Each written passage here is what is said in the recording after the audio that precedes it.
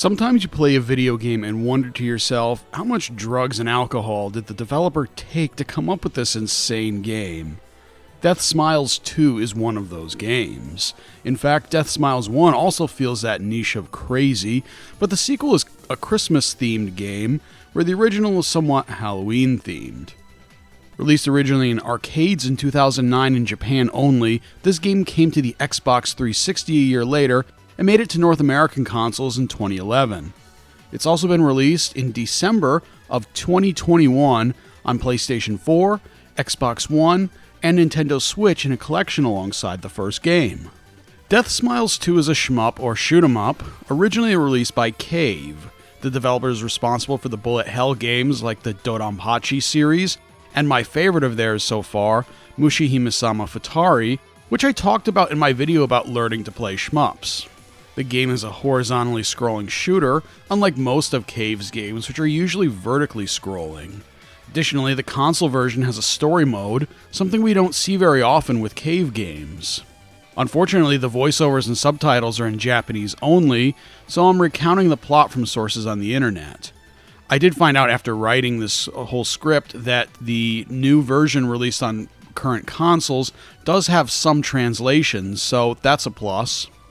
On Christmas Eve, an evil version of Santa, who literally goes by the name Santa Claus, has escaped from the spirit world to exact revenge against the ones who defeated him and humanity in general. He steals wish-granting golden music notes, and our heroes set out to stop him and save Christmas from Santa Claus and his hordes of evil Christmas demons. You'll fight through multiple stages, fighting all sorts of twisted enemies. The first level boss, probably being the most memorable, is a giant screen-filling demon reindeer with Santa Claus riding alongside in his sleigh.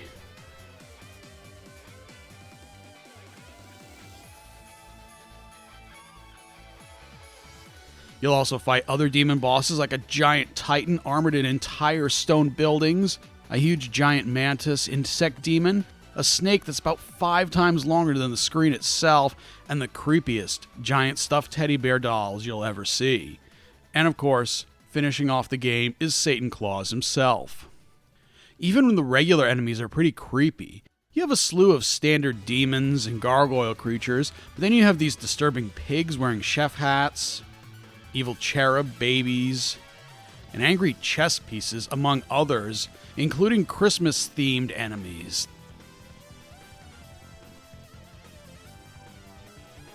The versions for consoles contain many modes with different game mechanics. There is the original arcade mode, which faithfully recreates the original arcade experience. You can pick from 4 characters, all with different types of weapons, spirit helpers, and speed profiles. Each character can shoot a regular shot, either to the left or right. You also have a focused laser shot that does more damage, but the trade-off is that you'll move slower. You also have screen-clearing bombs to get you out of a sticky situation.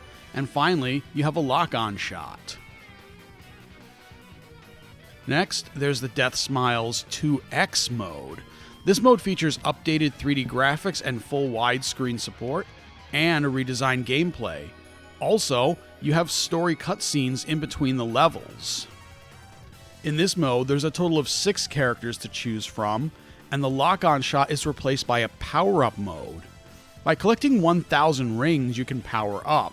When in this mode, you don't take damage, except for touching bosses. Killing enemies can produce reaction bullets that will follow you, but slow down when getting close to you. The point is to accumulate a ton of these, and then turn them into items by activating your magic field, thereby increasing your score.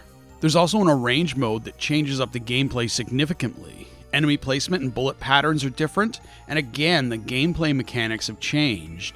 This time you have a tension meter. The higher the meter gets, the more bullets enemies will fire. The meter will increase when you pick up the blue items, and decrease when you destroy enemy bullets.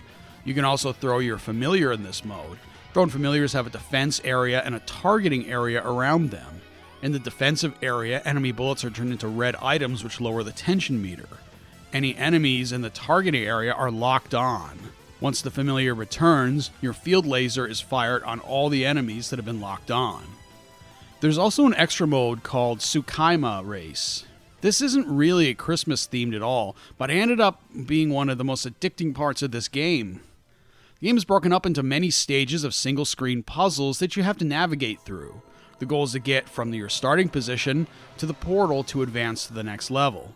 You can jump when you're flat on the ground. There are arrow blocks that change the direction of gravity, blocks that prevent you from jumping, arrows that force you in a particular direction, among other obstacles. You're timed, and the idea is to escape in the smallest amount of time possible. The graphics are very colorful and pleasant throughout the game for both the arcade mode and the enhanced mode. I actually really like the 3D graphics in this case. The depth of backgrounds is pretty deep, and unlike many 3D games that seem sparse compared to 2D backgrounds, there's a lot going on, and I even forgot for a while that I was playing a game with 3D polygons. Everything blends together well, while still being able to see what's part of the background layers and what's an enemy or obstruction. The music is really good, and I would suggest turning down the sound effects to hear it better. The sound effects are adequate, and nothing really disrupts your concentration like unnecessary voiceovers or effects during the gameplay. The difficulty can be changed on all modes and runs the gamut of beginner-friendly to brutally difficult.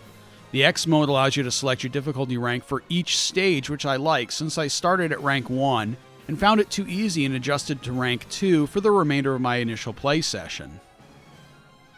There are a few things I thought could be improved though. First, even though the game is Christmas themed, there's only a few levels with the Yuletide theme to them. Several levels could have come from any anime-style shooter game. Second, and this is the most frustrating thing, although somewhat fixed on the newer versions, is that it wasn't translated even though it's officially released in North America. This means having to learn a lot of the game mechanics on your own and being clueless to parts of the story, including the opening, which doesn't seem to have a translation to it. Overall, the theme is fun and fits the holiday season, the story is bizarre and crazy, and the gameplay is exciting, and with the many different game modes, it'll keep you coming back for more. Definitely check this one out this holiday season. I hope you enjoyed this video, thanks for watching, and I'll see you in the next video.